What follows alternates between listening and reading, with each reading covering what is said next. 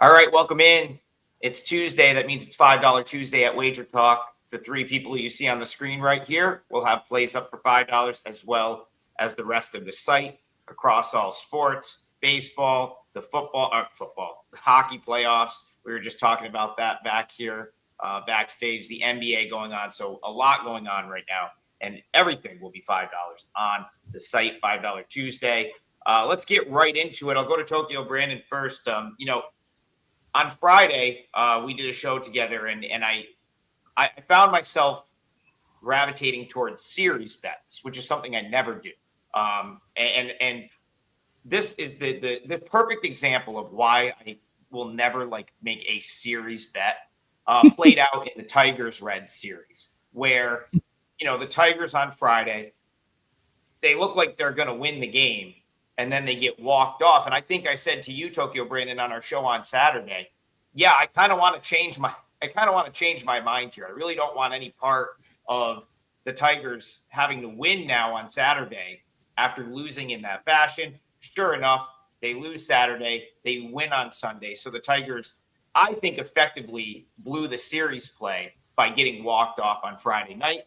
That being said, they did get the win on Sunday, and they bring a little bit of momentum here on the road to take on what the three of us have called, the best tier, one of the best teams in base, maybe the best team other than the Dodgers at this point. I think we can all say is the Atlanta Braves. So national TV here in the States tonight, Tokyo Brandon. Tigers, Braves. How do you see this one? Yeah, interesting day yesterday. I would have been 3-0 if the Cubs hadn't thrown out a guy with a 7+ ERA and a 2.8 WHIP to hold down a close game. What were they doing putting that guy in the game? Holy cow. Yeah. Same here.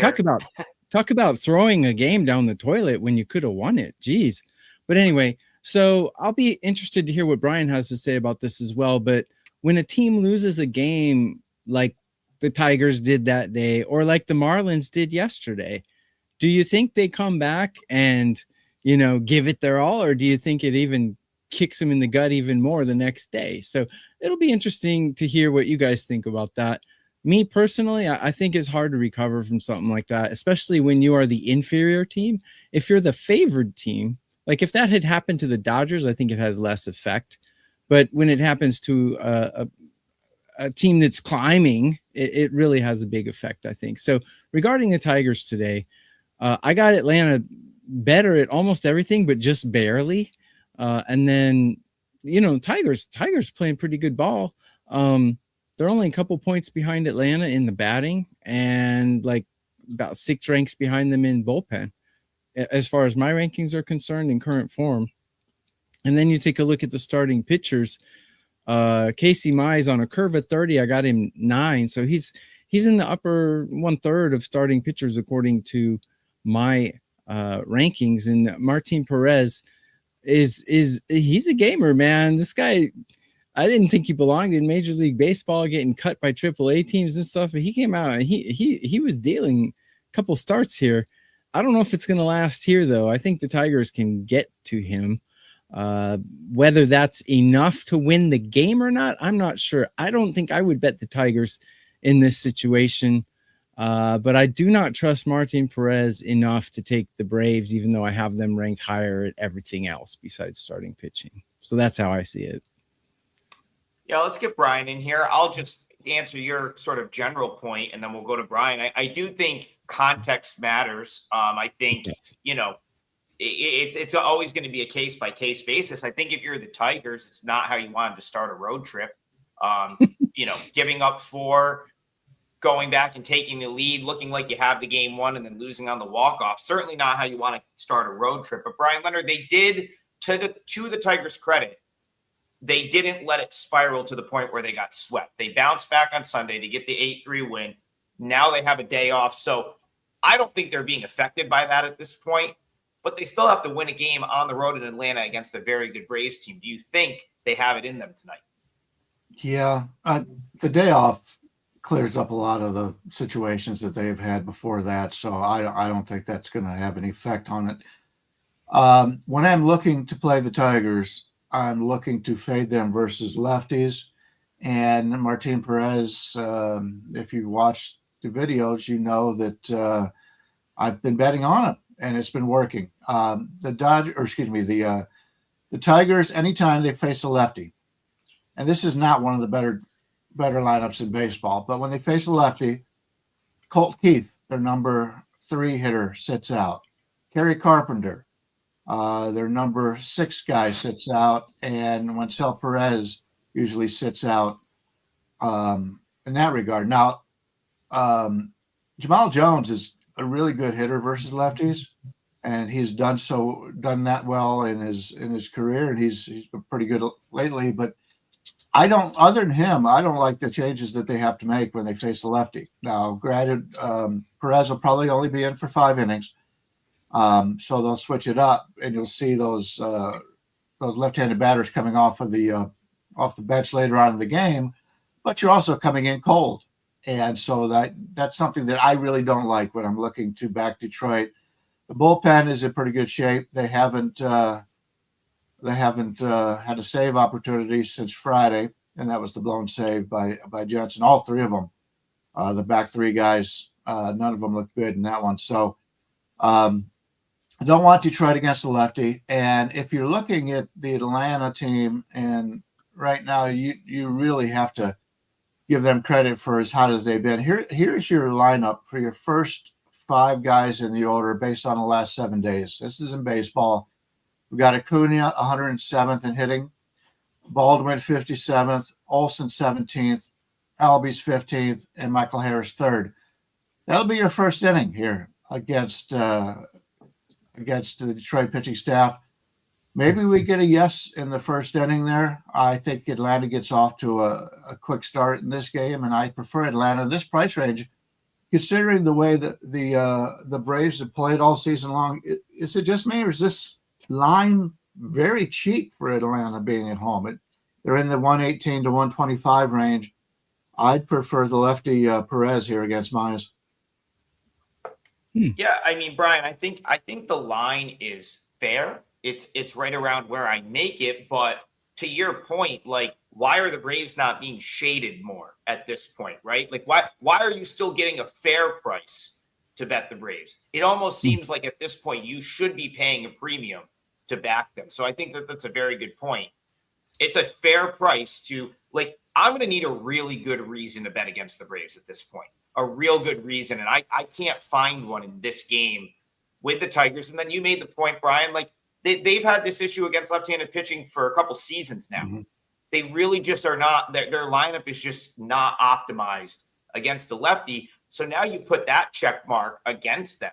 Again, I'm going to need a good reason to fade this Braves team, and I'm not really seeing one here. And then to your point, Brian, if you like the Braves, you are getting them at a playable number. Again, I was surprised to not see this shaded more. I see it maybe going that way. But before I got on the show, I think you could have still gotten maybe a minus 120. I don't have the screen up in my current setup right now. But the point is, it's a fair number on the Braves if you like the Braves. The book thinks that the reason that not to bet the Braves is Martin Perez, but Brian disagrees. So that's the case. They do not trust him at all. The numbers show it. It wouldn't be a bad thing. We rarely talk about something about like we'll score first. I think that's another way to play it because a lefty against its Detroit lineup I don't like, and then as hot as the Braves have been, just many ways to play this one. But yeah, it's either Atlanta or nothing for me. I guess I don't understand the Martin Perez hate here. I mean, he's been pretty solid like the last 3 seasons, pretty much across the board. He's had injuries. He hasn't pitched a ton. But when he's been out there the last 3 years, he's been good. You know, he really had a bad year. I guess beginning of 2024 with the Pirates was bad. As soon as he ended up in San Diego, and then last year with the White Sox, and this year so far with the Braves, he's been very solid. So, yeah, that'll be the national TV game. Probably not one I'm going to get to the window with, but it was a good discussion. Tokyo Brandon, you started it, so we're going to vent right now. I ended up with a 5%er yesterday on the Cubs. It wasn't going to be a 5%er. I typically don't love to play them when I'm losing a little bit, but I could not pass up the Cubs, in that spot with the Padres coming off of double altitude. You never see that at the big league level. They had to go to Denver, play in altitude, go to Mexico, play in more altitude. Bryan has made this point so far where it's like the Dodgers, every time they leave Coors Field, they don't play particularly well. So I was with you. I saw this great spot where it's like, okay, the Padres have been in altitude all week. They have to come back home. They have Randy Vasquez is on the mound with an expected ERA in the mid-4s. He's probably going to give up some runs. He does. He gives up 5 runs. The Cubs take a 5-3 lead. Our undoing is what's going to be the Cubs' undoing at this point. They might set a record for the number of pitchers they send to the IL this year if they continue at the current rate. But even with that being said, the reason I was comfortable with a big play, I kind of knew I was getting Ben Brown behind Matthew Boyd. That was a setup that I liked, and it just didn't work out. The reason I got it out there. We had our little venting session. You already pointed to the fact that they were in a high leverage spot and had a guy that probably shouldn't have been in the game. But I'll throw this back to you. Who else? What do you put in the game there? They just don't have anyone. I like the Cubs again here, but that is my issue. Their bullpen is just a disaster right now. Can they overcome that? And now what's game 2 of this series? Yeah, Ben Brown, in my opinion, wasn't the problem. It was putting Matone in was the problem. That guy had a 7+ ERA and a 2.8 WHIP, and you put him in a high leverage situation. His ERA is now 14. And I mean, I honestly think the coach, the managers for the Cubs didn't care to win the game or not. I mean, the Boyd was shot in the 4th inning. They should have taken him out. They let him go in the 6th. I mean, that was just horrible management. Either they didn't care to win the game or they're just stupid, but that was lost by the coaches, in my opinion. Cubs fought back and then they gave it right back. And it was just one of those games. The Padres should have been flat yesterday coming back home from Mexico. It's a pitcher's park and you let them score 8 runs. That's ridiculous. I mean, just horrible playing by the Cubs. They should be able to bounce back I've got them ranked higher than San Diego in every category here, including starting pitcher, because Walker Buehler has been awful. So should bounce back. I did cash my free play last night. The Cubs team total was only 3.5 yesterday, which I thought was kind of odd. So I did win that, but man, that was just some horrible managerial decisions. But like you said, I mean, they're decimated in that area, but they could have found someone better than a guy with a 2.8 WHIP, in my opinion. Yeah. So Bryan, I want to point out a couple of things. So G Hurt says, can't understand why they didn't challenge it. Well, they were out of challenges. The Cubs may have lost that game on poor use of their challenges. Matthew Boyd challenged a pitch in the first batter of the game that was not close. It was almost like he did it on accident because he instantly was like, oh, my bad. And then Ballesteros challenged a pitch in the 3rd inning that also wasn't close and wasn't in a high leverage situation. So yes, Ben Brown makes a great pitch that was entirely in the zone. Ump should not have missed the call, but they had no challenges left, so they couldn't challenge it. TB, you're referring to Craig Counsell falling asleep at the wheel.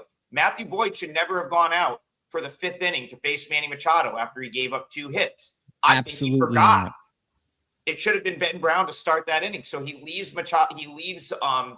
Boyd out there. The point I'm trying to make, I didn't come on here just to vent Bryan Leonard. I know I like to do that sometimes when I lose a big bet when I had a multi-run lead, probably the 4th time it's happened to me in the last week. But the point is the Cubs made a lot of mistakes last night. And they're not mistakes that show up in as an error on the stat sheet. Mismanaging challenges, a coaching mistake by Counsell. And then, so to TV, to answer your question, they backed themselves into a little bit of a corner with Matan. I don't know that they had a real better option. Bryan, is that the issue here? I like Cabrera. I like the spot for the Cubs. Where do they go after him here? Well, to join in the trio here, that was my only loser last night. I had the San Diego team total under, and they scored 3 runs in the 1st inning. So that was pretty much over and done with early. But I disagree on Phil Maton. Phil Maton is one of the best setup men in baseball. Now, he's not a closer, but he's a very good setup man. The problem I had is he just came off the IL, and they threw him in a high-pressure situation through 28 pitches. That's my complaint. I have no problem putting Phil Maton out there. He's on the team for a reason. There's a lot of reasons why the other teams always want Phil Maton on their team. He's a good pitcher, and I don't care what the short-term numbers are. A lot of times you're pitching and you're hurt, and you go on the IL, and you get early in the season, you've got those kind of numbers. So I firmly disagree about Phil Maton. But they don't have a lot of guys in the back of the bullpen right now, and they've got some guys in the minors that keep talking about bring them up. They need the arms. They've already got a lot of people in the starting lineup. Colin Ray has always been a fill-in no matter where he's been. Jameson Taillon is at the end of his career. They need some pitching, and if Imanaga isn't on, that hurts him because he's their best pitcher in the rotation. Matthew Boyd, I like Matthew Boyd, but he's very inconsistent. And coming back from injuries, he's had a lot of injuries in his career, so you really don't know what you're going to get when he gets on the mound. But I agree. I prefer the Cubs in this one. San Diego was one I had wrong yesterday, the only one I had wrong. But I would play that again. It's one of those things that show me a team that played in Colorado and Mexico. Now they're coming into San Diego, and they're playing a home game, and to score all those runs. I don't think that continues tonight. I think Cabrera shuts them down a little bit. And Walker Buehler, another one of those guys coming back from injury that has been very inconsistent so far. I don't really want any part of him. It's the Cubs or nothing for me in this one. Yeah, I'm super tempted to just come back with the Cubs here. Listen, the bullpen is what it is. It's been an issue for a while. They've got guys out. Like Brian said, they do have, I think they called up Corbin Martin. He's now on the IL. They're going to have to work around that. But you look at the Cubs right now, the things I like about the Cubs, their lineup 1 through 9 is outstanding. I mean, you look at this lineup, and it's basically like there is no 7 through 9. All of these guys could hit 1, 2, 3, or 4 in the lineup. It's like right now, your 7 through 9 is Matt Shaw, Dansby Swanson, Pete Crow Armstrong.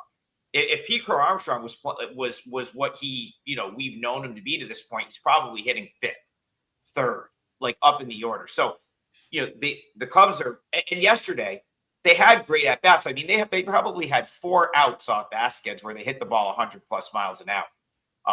Laureano made a really good play in the first inning. There was one that was an absolute bullet at the first baseman. So I do think it's fair to say that the Cubs, and then of course the big spot of the game when they're sitting there 5-4 and they can get out of an inning, they don't have a challenge. I do think they were a little bit unlucky yesterday. I also like Cabrera. I may be on the Cubs. That might be my parlay league. I do think they bounce back here, and maybe to the point of hey, traveling, coming back from altitude. Listen, the Padres had to go. That was not an easy win in the end. The Cubs they loaded the bases, no outs. Mason Miller's not pitching tonight after that. I mean, he threw a ton of pitches last night to get out of that inning. Well, again, that was the point. He pitched on Saturday, and he pitched twice in altitude last week, and then he had to go and work hard against the Cubs to get through an inning that probably should have been a cleaner inning. I don't think you see him tonight. Again, might be a little stubborn, but I feel like I have to come back with the Cubs here. That is that's going to be my parlay leg. Might be a client play too. I'm going to play the Cubs. That'll be my leg of the parlay. Not only is Miller likely not to pitch, but neither is Morion and Adam, as they pitched 2 out of the last 3, and especially Morion. He threw 27 pitches yesterday and 29 on Saturday. So their best guys will not be available tonight, and if they are, they're going to be running on gas. Yeah. They did ask, more, because that's the thing. Vasquez didn't pitch well, kind of what I expected, and they had to go to Morion earlier than I think they would have liked to. You're right. They did stretch out. Adam worked more than an inning as well. So yeah, that is a great point, Brian. I think the Cubbies are the play, and Jose Perez makes a point here. He's like, hey, if you don't want to deal with the Cubs back end of the bullpen in the later innings, maybe first 5 is a play. I would agree with that as well. All right, let's continue on. We got a Dave Koken shout out in the chat. There goes those Red Sox again. 3rd win, 2nd one since the managerial change, convincing one. They knock off Dylan Cease. Tokyo Brandon, I know you, hey, listen, you were right about, when you said it was going to get worse for the Red Sox, I think you kind of nailed that. I don't think anyone at the point in the year where you made that statement thought that the Red Sox were going to fire their entire coaching staff. So you were right about that. But now you have to regroup and look at it. They made the changes. They're 2-0. Are you a believer in this Red Sox momentum that they've got going now? Well, yeah, it's $5 Tuesday, guys, and we're all going to have something up for either $5. Everything on WagerTalk.com is $5 or free. So go there and have a bonanza. It's nice. It's nice. It's nice on Tuesdays. Talk about the Red Sox. Yeah, you're right. I was right at the time, but yeah, they've kind of bounced back a little bit, and they're putting runs on the board, which they weren't doing earlier. So I still have their lineup ranked 18 out of 30 in current form, but I got Toronto's 14 out of 30. So bullpen's even at 6 out of 30. So might look at it under in this one, but as you guys know, and I always say in every show, I don't like X factors, and your Savage back is, to me, is an X factor. I don't like to put money on guys who are making their first start of the season, because admittedly last season his first start was good, but I don't know what to expect from him, to be honest. And Toll looked great in his starts so far this season. Yeah, I mean, yeah, with the momentum, you could say maybe the Red Sox here, but I'm definitely not betting it, because it's just, Savage is too big of an X factor for me. So what do you guys expect from him? Brian, I will say this, and I'll throw this to you. Savage did not look good in his rehab outings, and they had him down there for a while. Like, I think he maxed out on the time you could have him down there for rehab. He made starts at the lower levels. He made starts for Buffalo. He has not looked good, and I just think that. But who else are the Blue Jays throwing out there right now? It's almost like, hey, like you've had your time. We need you back. So does that sort of creep into your handicap here for this one? Yeah, I believe it does. And a lot of people saw him in the playoffs and how great he could be. But I don't know if I want to go with him here against Boston. Peyton Tolley is a guy who everybody's been excited about getting up into the rotation, and he's a guy that I think has got a really bright future. We talked about this before the season started, that 2 of the best Red Sox starters didn't even make the opening day roster. Brian Bayo, have we seen the last of Brian Bayo? Could be. I don't know. They haven't talked about it, but I can't believe they continued to bring him up there and let him get pounded. If the Red Sox are serious contenders, they need to find somebody to replace him, put him in the bullpen, do something with him, because he's not cutting it as a starter. I think the future is bright if they're healthy for both of these young pitchers. The total is only 7.5, which is kind of low for Toronto. That's overall, it's a pretty good hitter's ballpark, and Boston is hitting pretty well right now. It would not surprise me at all if at least one of these guys isn't really on in this game, and we could play the over 7.5, because despite what Boston has done offensively this year, and Toronto's had a lot of injuries, these are 2 of the best hitting teams in baseball at the end of the season.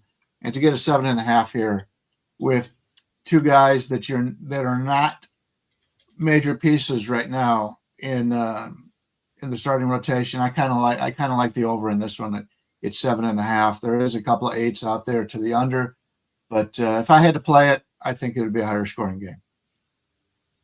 Yeah, I'll tell you what, one of probably the most frustrating thing when you've lost a couple in a row like I have is when like all the other stuff you come on these shows and talk about is winning.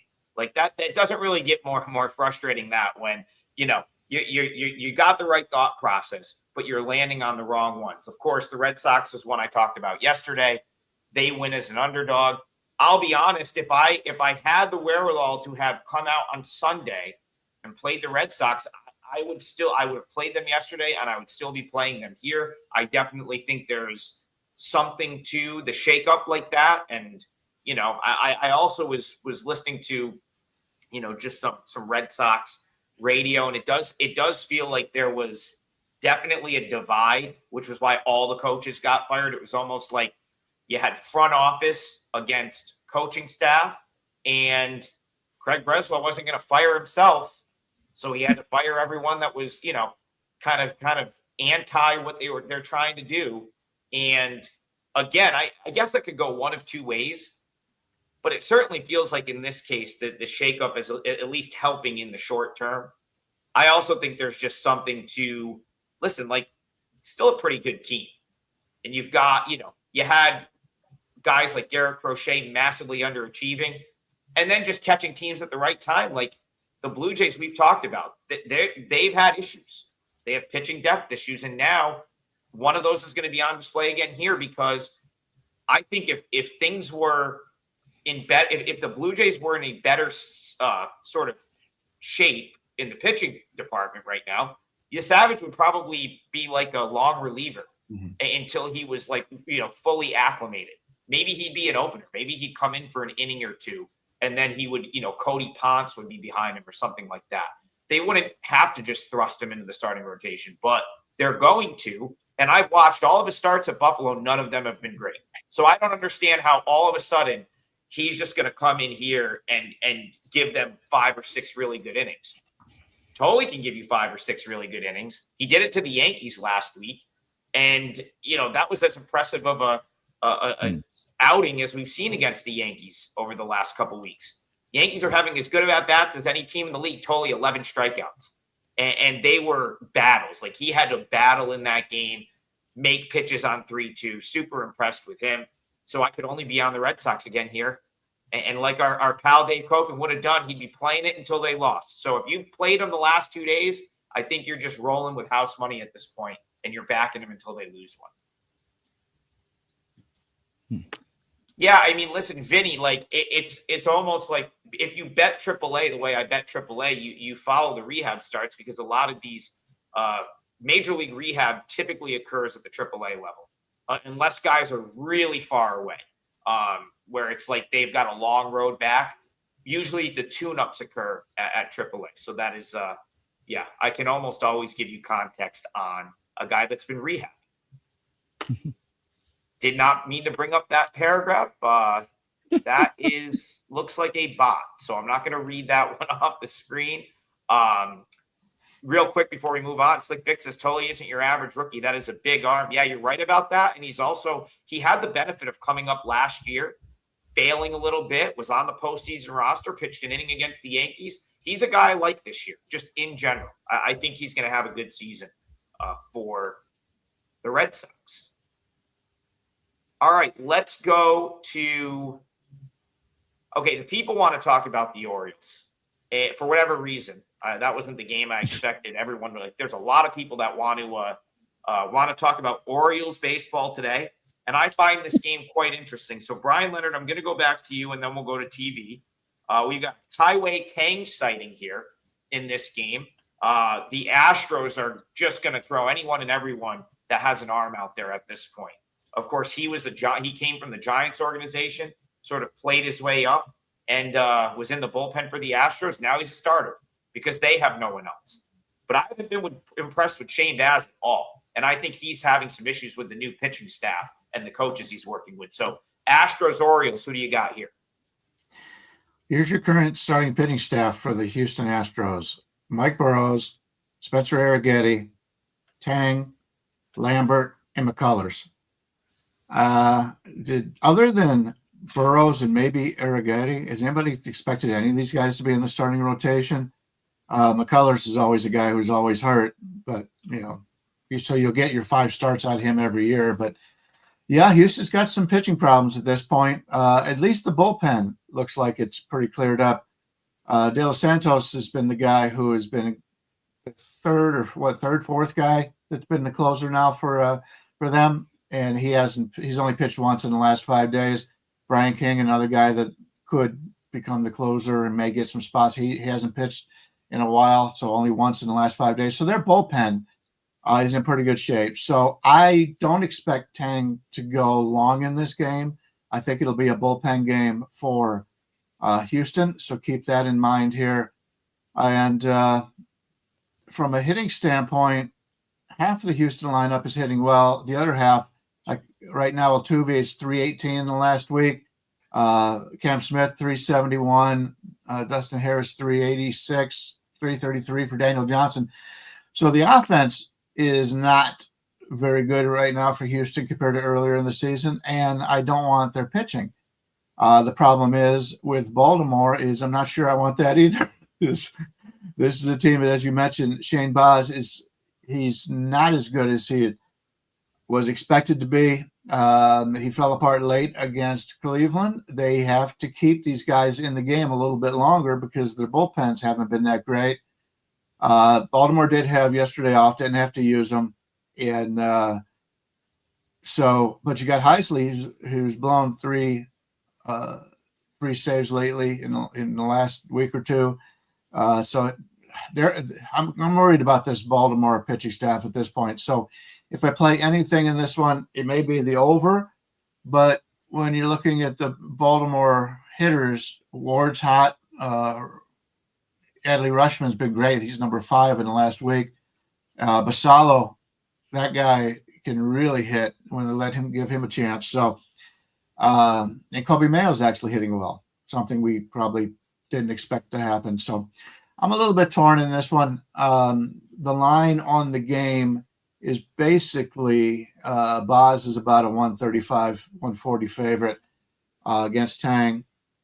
I'm not sure I want Tang, but I really don't want to lay that number with Shane Baz. So it's underdog or nothing, and chances are it's nothing for me. Yeah, TB, Shane Baz is a guy that spent a long time in the same organization. He came up with, the Rays. He was in – feel like he was up and down with the Rays for 3 or 4 years. Actually remember getting to see him pitch at Durham, a game I was at back in 2021, before he came up and really sort of broke out. And then he just kind of was there. He always had this big upside. Something I've kind of heard is that he's not really feeling like the way, I think they have him throwing his cutter more, and it's just not really, that's not something you want to hear. Guy goes to a new place and suddenly he's not on the same page with some of the pitching coaches. And now he's having some negative results because of that. That's a fade for me. But can you get to the window with the Astros is the question. No, put simply. I don't think I'm not a fan of Baz, but I would take him over the alternative in this case. And I'm not a fan of Houston's bullpen. I am a fan of Baltimore's bullpen. And I like how Baltimore's hitting right now. I would take the Orioles here with a little bit of confidence. As a matter of fact, I'm going to make it my parlay leg, taking the Orioles on the money line here, minus 140. I think Baz can handle it. Looking at his career numbers against Houston, his OPS is 773 against the batters he's facing today. Not bad, not great.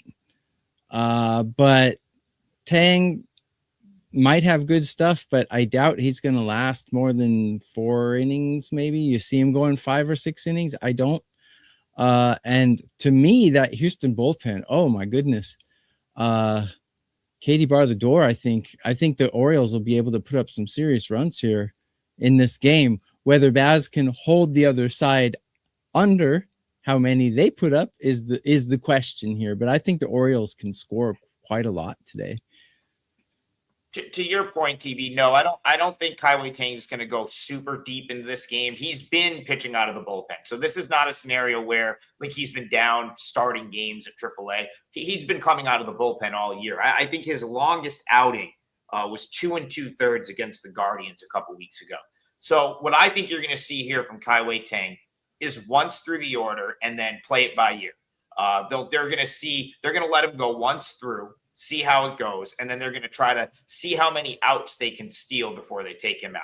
So I think that's probably what I think you're looking at a best case scenario, maybe like 3 to 4 innings. That being said, like I think his innings will probably be pretty good. Like he's throwing the ball well out of the bullpen. I don't see why he can't come out and have a couple of good innings.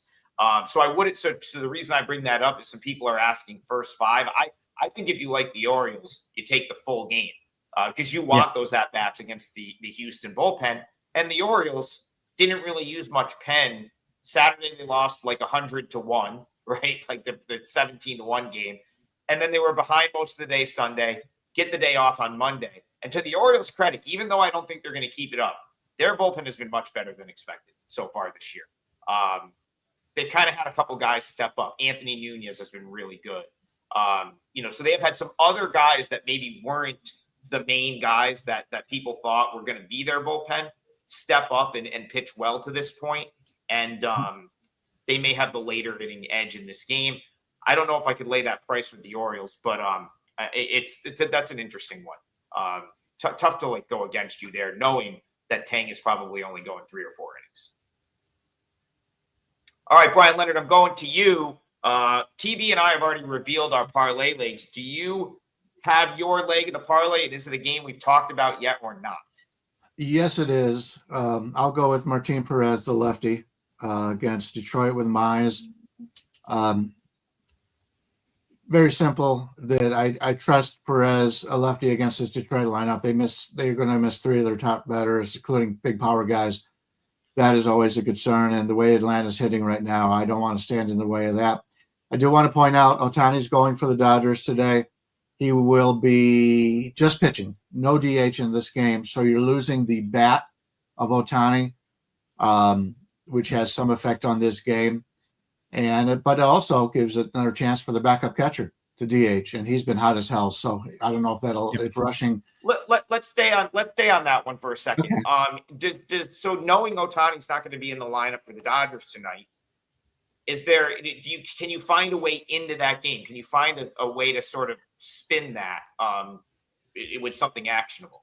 Well, rushing will be in the lineup. So Ohtani's, believe it or not, is not having a typical hitting season for himself. I think you can see that coming when he was off last year from pitching, and now he's back, and he does his quotes wanting to win the Cy Young, that kind of thing. So it just shows the superhuman strength of Ohtani still struggles when he's got to do 2 different things. And that's the reason why there's so many pitchers in baseball, and there's many of them that can hit like Ohtani. So he's just a superhuman guy. But Miami, the way they lost last night is a concern. Junk is a guy who I seem to like better than the lines makers most of the time. There's no way I'm laying the $3 or whatever here on the Dodgers, but Ohtani's been basically unhittable when he's not batting. So maybe a team total under for Miami, something to that effect. He's going to go 6 innings, as we've talked about that in the past. And say what you want about the bullpen, they do have quality arms there. They're just not always pitching well at the same time. So maybe at Miami team total under, something to that range if I had to play that one. I will. One of the games we didn't talk about was Soriano against Martin. The Angels and the White Sox, 2 teams with starters right now that are blowing everybody away. Soriano is the front runner for the Cy Young, and Martin is a guy who I didn't expect a lot out of. He's been the best pitcher on this White Sox team, no doubt. So it'll be interesting to see if that continues on in this game here. I don't have anything on it at the moment. I want to stay on Ohtani for 1 second and go to Tokyo Brain, because you've made the point that he wants to win the Cy Young. He's clearly. I wonder, because here's my thing. I didn't know if he would end up with enough innings to win the Cy Young. right? Like, there's no question that his performances, his 0.38 ERA and 0.75 WHIP are Cy Young worthy.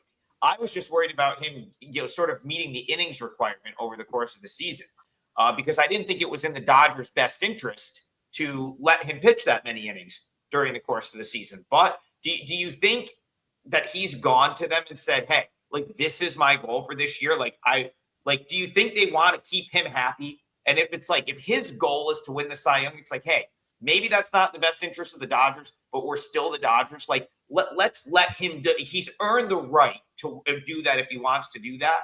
And is there any bet? Like, would you bet that right now? I don't know what the odds are, but I do think it was like playable at one point. Yeah,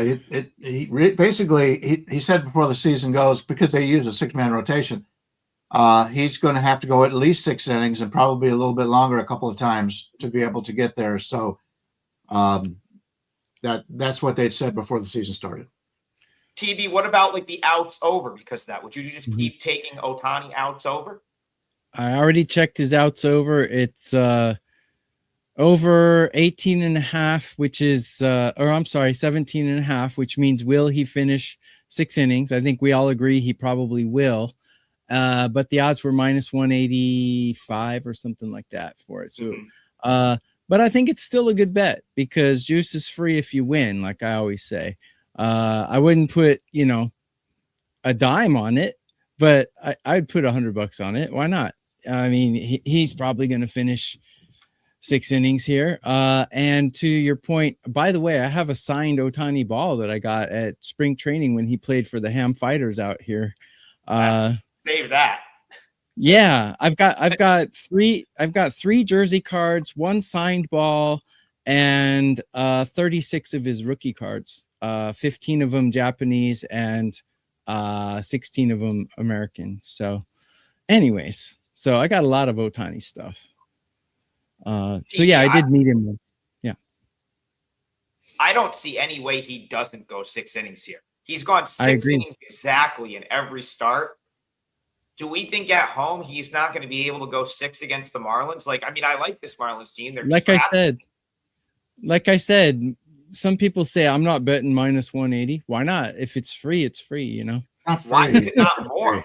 Why is that like not minus 300? That's what I don't get. It was minus 185 or something when I saw it. Maybe it's changed, but yeah. And to address your point, yeah, he's earned the right to do whatever he wants. He's the best player to ever play the game, in my opinion. And the Dodgers have proven time and time again they don't give a rip about the regular season. They don't care. They know they're going to make the playoffs. They generally just, wank it around until, the end of the season comes around and, we might lose the division to the Padres. Okay, now we'll start playing is kind of how the Dodgers go every single year. So, yeah, if they win the division, they're happy. So the last month of the season, they'll probably put their foot to the metal and pedal to the metal and start grinding out some wins if the Padres are nipping at their heels. And the Padres, man, what are they, 19-8? The Padres are looking pretty darn good. So the Dodgers better win some games here. But regarding this one, I think that's precisely why he's not batting when he's pitching, because he told them, I want the Cy Young Award. I want it. Last year, he batted when he pitched. And with the Angels, he always batted when he pitched. In Japan, he always batted when he pitched. So, yeah, it's different. So I think that's so he can focus on pitching during the game. He doesn't have to take his equipment off and put his equipment on and stuff like that. So he can just focus. And 6 innings, I think, is there's no lock in sports betting, but it's pretty darn close to a lock. He's going to finish 6 innings, right? 7 strikeouts seems a little high for me. 6.5. I wouldn't bet that, but I certainly would bet his innings. And I think the Dodgers just crush Miami here. I think first 5 minus the half run, full game minus the 2 even. Yeah, I don't see the Dodgers getting stopped here, especially after that crushing loss yesterday. I mean, Steve Duke says Miami may hit Ohtani, but that doesn't even matter. I mean, the Giants had 5 hits and he still went 6 innings against them. The Marlins, yes, and Sean says they have some scrappy young hitters that make contact, but collectively the lineup is still going to be very much overmatched. Like the Marlins lineup is still overmatched against really good pitching. I don't see how he doesn't go 6 innings here. That would be shocking to me if he can't make it 6 innings. So if you're getting over 17 and a half outs at minus 180, like I don't mind finding a way to play that somehow. That's it should be big in my opinion. Totally agree. And maybe I'll break out my signed Ohtani ball and show it to you guys next show. I got it up here in my closet. It's inside 2 different boxes. So, Brian, do you disagree with anything I said about Ohtani? You may get us kicked off the site showing off your balls. By the way, good one. But I will point out, and talking to Brandon, I have these disagreements. He thinks it's free money when there's no such thing as free money. There's a reason why it's $3, and most professional bettors don't play it unless they think it's $4 is what it should be. Mm-hmm. So they will play it. But yeah, you always got to pay attention to what the line is on the game, even if you think you're going to win. Yeah, if you bet the highest spread on every game, every day, you're going to be broke by the end of the season. Bryan Leonard, we have to get one more in before we go. So we got to go a couple minutes over today because I said that I would bring up the Mets and I haven't done it yet. I said yesterday, we'll talk about it today. You want to talk about you're having to lay juice. This might be the other end of the spectrum. Who in their right mind is laying that price with the Mets right now? Not saying it's going to win or lose, but who would do that? Why would you lay that price with the Mets in this spot tonight against the Nationals team that can hit? Mets Nationals to you. I don't want the Mets. Anybody who scores 1 run in a doubleheader against the Colorado Rockies pitching staff, I'm done with the Mets for now. Now maybe later on in the season there's value, but there's no way in hell I'm betting it. Yeah, so Tokyo Brandon, I took it on the chin on Twitter on Sunday. I did come back in game 2 with the Mets and lay minus 160 against the Rockies, but I had my reasons for doing that. The Rockies were running out of bullpen arms. The Rockies have blown big leads. Thursday, they blew a huge lead without some of those bullpen arms. And it was the second leg of a doubleheader in which in the first game, they lost a close game and the Rockies used more of their bullpen. So I had my reasons for that. I can't see why I would lay more than that here to back the Mets against the Nationals team that's arguably even better. So Mets Nationals to you. And is your over in play that you've liked so much this year with the Nats? Yeah, maybe Boston's front office can do the Mets a favor and fire all of them too. Man, they look like garbage. They look like absolute hot trash garbage. That whole team, they're not into the game. They're just horrible. So now that I'm bad mouthing them, maybe they'll pull a Brewers 2025. We'll see. But I like. Bullpen wise, Washington's bullpen is horrible. They're almost as bad as the Angels. And did you see the Angels give up a 7-burger last night to the White Sox? Wow. But yeah, the Mets have the bullpen advantage here, and they also have the starting pitcher advantage. So I can't see the Mets losing this game, but I didn't see them losing 3 straight to Colorado either. So only the Mets can do what we cannot foresee. So I'm not going to bet it, but if I don't like the phrase gun to my head, but if that was the situation, I would bet the Mets today. Yeah, I'm not going to bet it either, but if I was absolutely forced, I think I would take Nats plus 1.5 and hope and just see if they can, if the Mets win, maybe if they squeak one out and it's a closer game. I just can't justify laying that price with the Mets when they were in my opinion, a better spot to win at a better price. I don't know. I can't. Brian's going to say something like, why are the books taxing you so much to play the Mets here? I don't understand.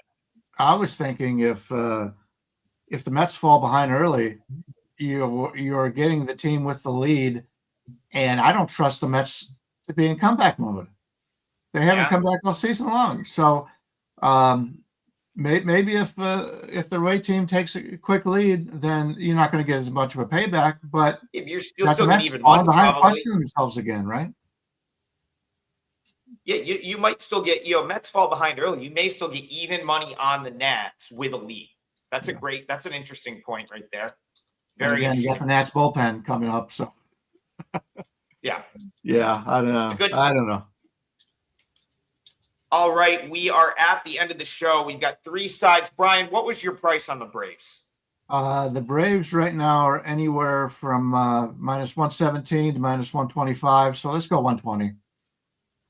There's plenty of 120s. All right. So, yep. So we're going to go just real simple today. 3 full game sides. We've got the Cubs minus 120. We get the Braves minus 120. And we've got the Orioles minus 140. Obviously, shop around. Those could be off by 5 cents here and there. But that is the 3-teamer today. Cubs minus 120 for me. Braves minus 120 for Brian. Orioles minus 120 or minus 140 for Tokyo Brandon. It's $5 Tuesday at WagerTalk. All of us will have a $5 play up on the site. So check that out. And of course, make sure you're back here with us tomorrow morning at 9 a.m. Eastern for more Total Bases. We'll see you guys then.